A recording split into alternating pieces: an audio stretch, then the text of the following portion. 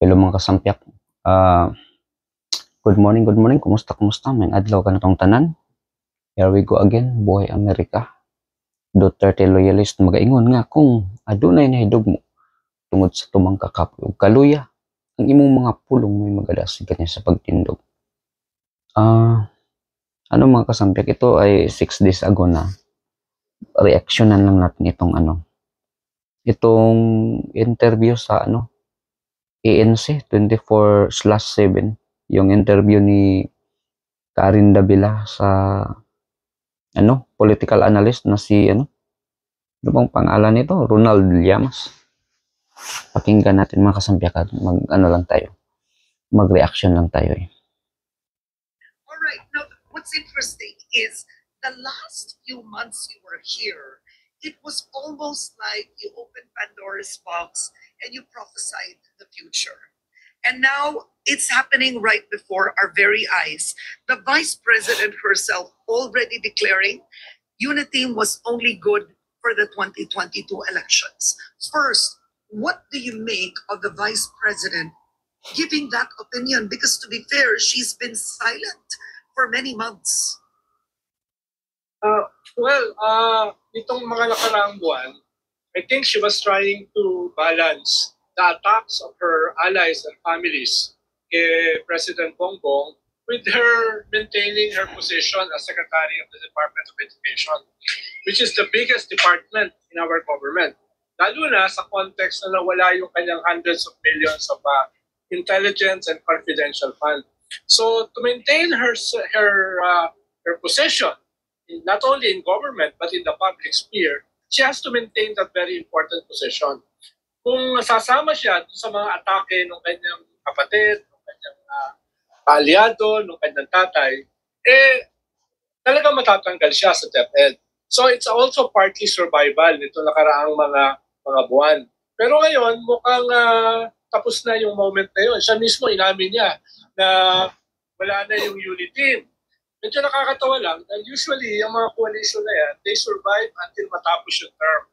Dito, inaamin niya para lang sa election. No? Medyo very revealing yun. Hindi lamang tungkol doon sa coalition, kundi doon sa uri ng ating political system. Kung hindi ba naman kay Tambalos-Los kaya si Tambalos-Los man yung may dahilan dyan, kaya kaya nawasak itong nila Uniteam Kung hindi pa tinanggal si Gloria, hindi yan mangyayari At saka pa, kaya nga, tinanggal yung, niya yung confidential funds niya Kaya nga, pinasok ng mga makakaliwa nila ni Castro Parang set up yan parang sinit up nila si Inday Sara dyan Na very cynical yung kanyang classic statement. Pero katulad ng ating pinag-usapan last time, medyo marami nangyari since then Halimbawa, just a few weeks back, bago pumunta ng Brunei si President Bongbong Marcos, nagsalita siya 3 times. Nagsimula sa Philippine Military Academy na binalatan niya yung blatant destabilization. Tapos after no, nagsalita rin siya ulit twice tungkol sa destabilization. Ibig sabihin nilaamin na niya yung dati pa nating sinasabi o dati pang nakikita ng maraming tao na nangyayari. May destabilization talaga na nangyayari. Kaya tingin ko kasama yon dito sa context ng pag-amin ni Vice President Sara Duterte na wala na or matagal nang wala yung Uniteam. Kaya yung isang elephant in the room yung sinabi ko mga kasampyak na wala na yung Uniteam sa election lang yun kasi sila yung nanggamit Kaya nga may TikTok ba nga si Inday Sara na ano bang ibig sabihin ng mangga manggagamit. Si Inday Sara ginagamit lang Ginagamit lang ng partido ni Marcos. Sumakay lang sa agos ng mga ito. Pag si Inday Sara tumakbo noon ng pagka-presidente, wala na tayong pag-uusapan ngayon Totoo ba na parating na yung ICC? Kaya ganyan yung posisyon ng Vice President. Totoo ba na yung sinasabi nating existential issue para sa mga Duterte ay almost here na. Kaya ganyan yung kanyang public statement. Or do you think ganyan ang kanyang public statement? Because when you look at the surveys, if Vice President Sara Duterte were to run for president today, hands down, she would win. In other words, she knows that she's number one in the surveys. To her political capital, the Duterte political capital is still strong. Do you believe that's one of the reasons why she's now speaking out? Posible, Karen, no? Dahil parating yung midterm election, kailangan na may mag-lead ng tinatawag nilang bagong oposisyon. Dahil yung mga allies nila sa Mindanao, sa Visayas, ay natatanggal na. So somebody has to consolidate yung kanilang nawawalang base. At ang pwedeng gumawa niyan ay yung Vice President. Pwedeng yun yung isang layunin eh. Habang meron mataas pa yung kanyang ratings, ay i-consolidate na niya yung kanyang political base. Pero Karen, kung titignan mo, bumababa siya. Itong nakaraang survey, ito yung biggest drop ni Vice President Sara Duterte. Bumaba siya ng -15 sa kanyang bailiwick sa Visayas. Bumaba siya ng -11 sa Balance Luzon. -3 sa NCR. Ito yung first time na mas malaki yung kanyang pagbaba kaysa sa presidente. Sa tingin ko, kaya yan bumaba wala kasing imik si Inday Sara eh. Wala siyang sa mga issue, neutral lang siya eh. Kaya ganun ang nangyayari eh. Kaya ngayon, na bumaba na siya sa kabinet ni Marcos, ito na talaga eh. Tsansahan na talaga eh. Ito na talaga yung ito ay maganda talaga eh. Happy ako sa nangyari ngayon eh. Ito nakaraang mga survey. So, nagsisimula na rin siyang bumaba. So, tingin ko, tama ka na bago tuluyang mawala yan, ay i-consolidate na niya. I-consolidate na niya yung nawawala na yan. Pero, kalawa, meron ding lumalabas na mas mataas sa kanya. Sa mga survey din, either kapantay niya o mas mataas sa kanya ng konti, si Senator Raffy Tulfo. Na sinasabi niya na wala siyang balak tumakbo sa 2028. Ibig sabihin, mataas na siya, deny pa niya, natatakbo siya. So, paano pa pag nag-admit na siya, natatakbo siya? So, nakikita rin ni Sara.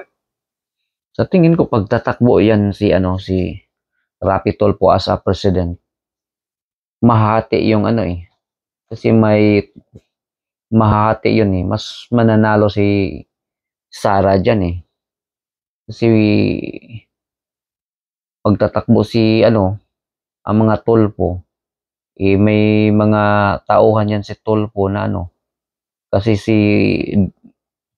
sino yung kapatid ni Raffy, yung isa si Ben Tulfo, hindi, yung isa na Tulfo, sa Senado, combine yan sila ni Romualdez. So pag tatakbo yan si Raffy, yung mga doon, pupunta yun kay pupunta kay Raffy, yung instead na mahatak ni Romualdez, mahati pa yun eh. So sa tingin ko, pag tatlo silang tatakbo dyan, mas lalong mas lalong bumaba yung kay Tulfo at kay Romualdez dyan eh. Si BP talaga yung mananalo dyan. Pero pag mag-combine silang lahat, same yan mangyayari kay yung si Tatay Digong eh. Wala nga siyang mga sumuporta niya, mga tao lang eh. So, mas maganda nga, sama-sama na silang lahat para silang lahat na ma-shoot sa Inidoro eh. At saka ngayon, mas maganda na ngayon na nagbitiw na si Inday Sara para makapagsalita siya dyan sa Maisog eh. Dati hindi siya pwede magsalita, lalo na yung sa West Philippine Sea eh. Kasi siya eh, baka yung sasabihin niya mag-contradiction pa sa sasabihin ni Marcos. Wala. At saka wala naman sinasabi si Marcos. At saka si Inday Sara kasi kasi yan eh. Alter ego siya eh. So, hindi siya pwedeng hindi siya pwedeng mag-contradiction eh. Kasi siya eh. Saka hindi siya ipal din eh.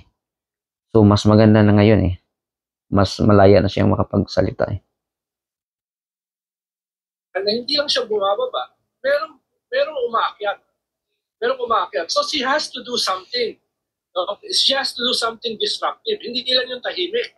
So this could be part of that strategy na ini-scale up na niya yung sarili niya as the leader of her political base. Na in the past, itong past few months, ay parang in limbo. Kaya survival fight ito dahil meron na rin umaangat na kapantay o mas mataas sa kanya. Okay. Now, I wanted to ask you, Professor, the outright defense of Vice President Sara Duterte and former President Duterte when it comes to Pastor Apollo Kibuloy. Recently, they described and they accused the government of overkill in issuing the warrant against Kibuloy, right? So you have the Philippine Coast Guard, Jay Tariela, actually throwing shade at the Dutertes by saying, why don't you, in effect, I'm rephrasing, you remained silent when it came to the West Philippine Sea. Dinudubog tayo ng China, and then you speak out and defend Kibuloy because of what you call an overkill. So that's trending right now on Twitter or X. Do you see their defense of Kibuloy as part of the consolidation?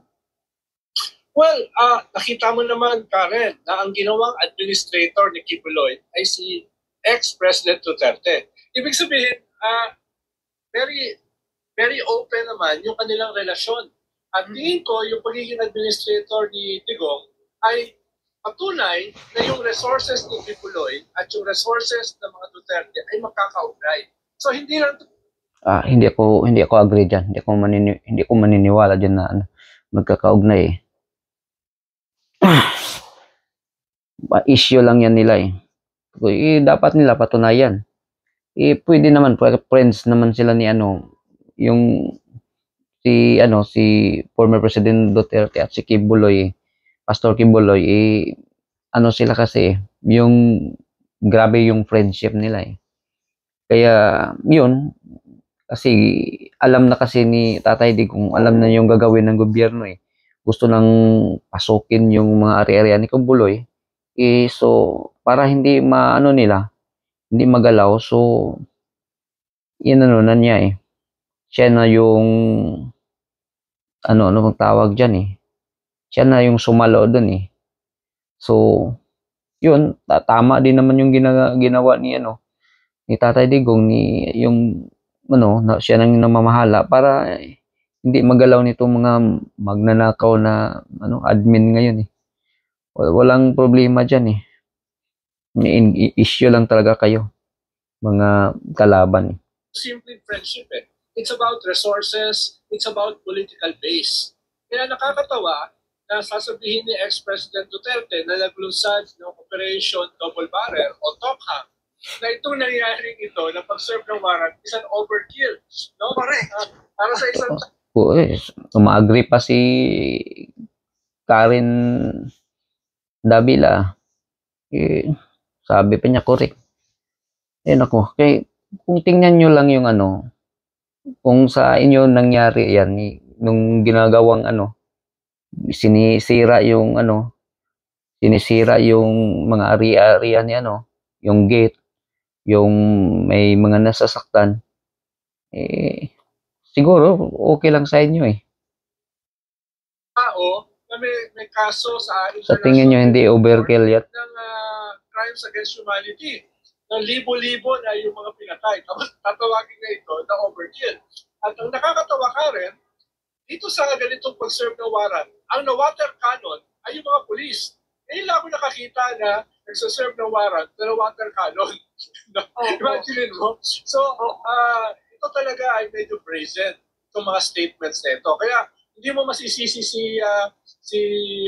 Commodore Tariela for saying these things. Ang daming mahalagang issues sa ating bayan. Binabanggit mo kanina, yung Pogo na parang kabute na all over the place pero hindi ma-monitor ng gobyerno. Tapos ito... paano yung Pogo hindi nyo tinanggal eh.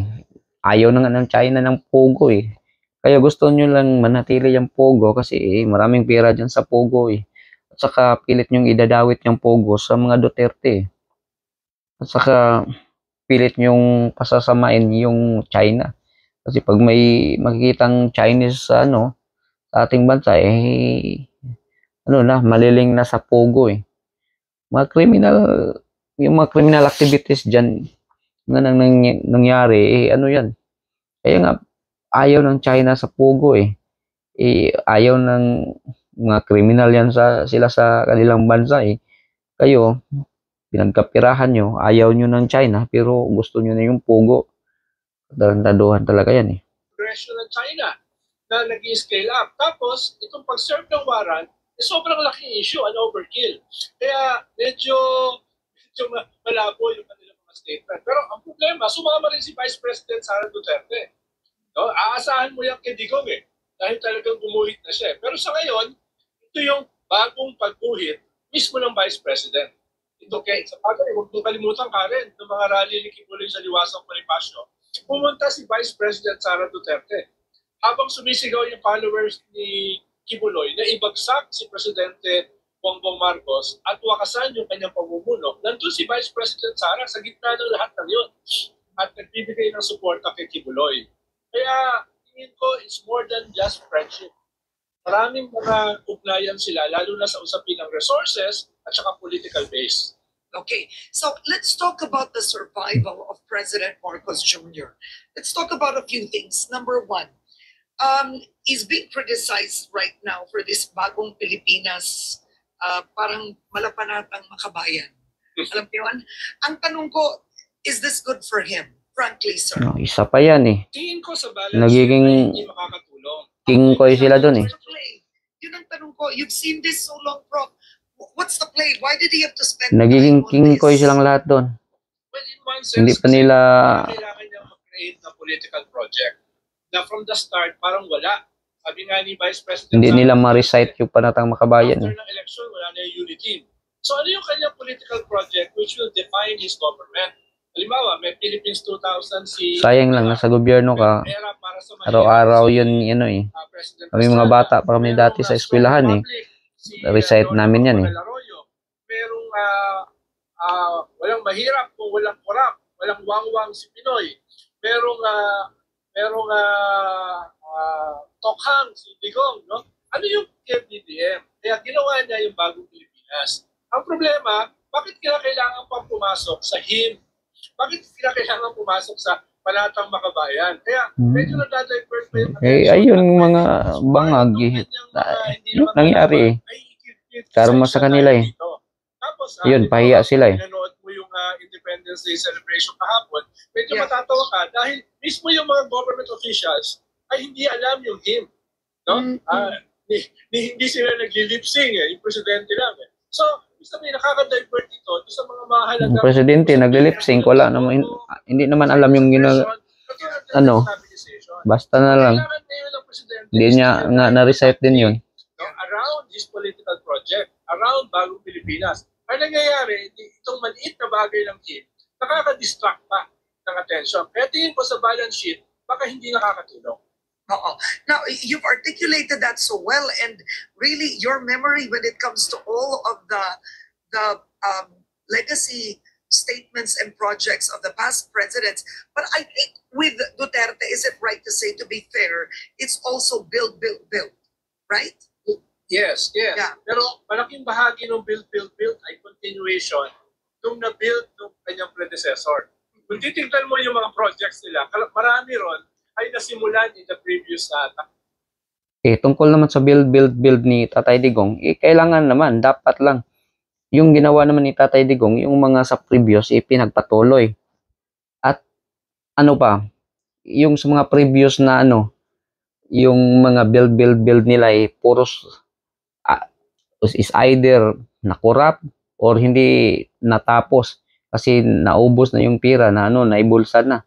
Ano bang may pagmalaki ng previous yung flagpole nila na 10 million at yung banyo nila na open pwedeng 3 tao parang merge na banyo. Kung may pagmalaki at saka yung train nila na yung truck ng train hindi pwede magkakasya sa casing dahil magkaibang company kasi nakurap na So ano ba mas inayos nga sa panahon ni Tatay Digong Although pinackage na nila na kanila. So tama ka, may build, pero malaking bahagi ng build ay continuity ng mga projects na nagawa na before. Okay, isa-isa mo yan. I wanna Tingnan mo, anong project ni Marcos ngayon? Wala. Nilibot na yung buong mundo eh. Marami yung nagagastos, wala namang bumalik eh. Kasi sino ba namang loko-loko na investors na mag-invest dito eh. Gigirahin na tayo ng China eh. Wala. Tapos ang gulo-gulo pa dito pa awayan ng politika. Walang mag-i-invest. At saka sino ba naman mag-i-invest yung mga papers, mga proseso dito ang gugulo. Dami pa, hingian ka pa. Mga under the table. Wala. Kaya yun. Bagsak yung economy natin. Yung stock market ng Pilipinas. Wala. Bagsak talaga eh. Yan, dito lang muna tayo makasampyak. Wala. Wala talaga yung sorry lang talaga tayo sa nabudol kasi tayo eh.